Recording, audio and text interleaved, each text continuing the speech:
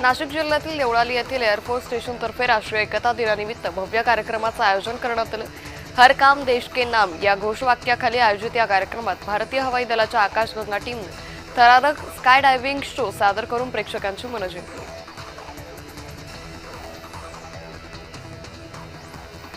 बोईसरच्या तारापूर एमआयडीसीतील कारखान्याला आग लागली। कार्पेट आणि दोरखंड उत्पादन करणाऱ्या कारखान्याला आग लागली। तारापूर एमआयडीसी कारखान्यांना आग लागण्याचं सत्र सुरूच असल्यानं कामगारांमध्ये भीतीचं वातावरण।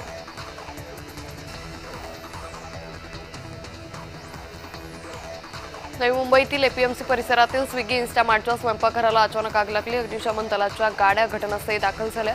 2 तासांनी अग्निशमन जवानांनी आगीवर नियंत्रण मिळवलं।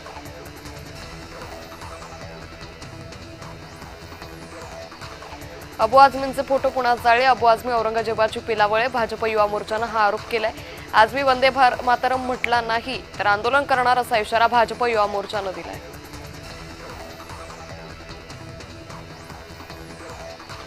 नवी मुंबईतील चहा सप्लायर कंपनीनं हिंदी, इंग्रजी आणि गुजराती उमेदवारांनाच नोकरीमध्ये प्राधान्य दिलं जाईल अशी जाहिरात केली।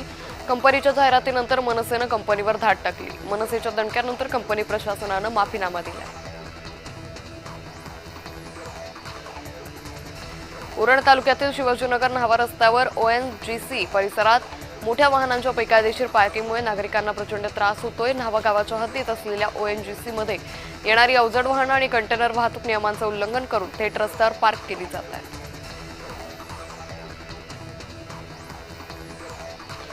गेल्या काही दिवसांपासून परतीच्या पावसानं धुमाकूळ घातलाय। यामुळे ठाण्यातही सर्दी, ताप, खोकला या साथीच्या आजारांना डोकं वर काढले।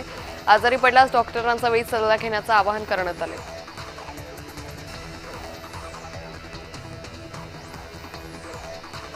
शिर्डी के साईबाबा फेम साईबाबांची भूमिका करणारे अभिनेते सुधीर दळवी यांची प्रकृती गंभीर आहे। त्यांच्या मदतीसाठी शिर्डीकर सरसावले। शिर्डी ग्रामस्थांसह विखे परिवारानं लाखो रुपयांची मदत दळवी यांच्या उपचारासाठी देऊ केली।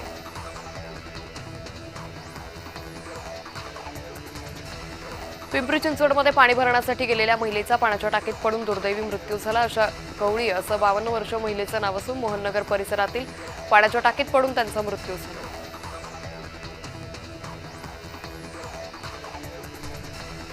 नाशिकच्या पंचवटीमधील हिरावाडी परिसरात एका 65 वर्षीय वृद्धाचा मृत्यू झालाय। दुसऱ्या मजल्यावरून 35 फूट लिफ्टच्या खड्ड्यात पडून दुर्दैवी मृत्यू झाला। अग्निशमन दलाने मोठ्या प्रयत्नानंतर वृद्धाला बाहेर काढलं असून डॉक्टरांकडून त्याला मृत घोषित करण्यात आलं।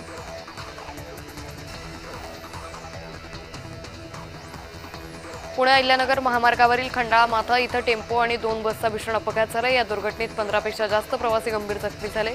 जखमींना तात्काळ शिक्रापूर येथील खासगी रुग्णालयात उपचारासाठी दाखल केले।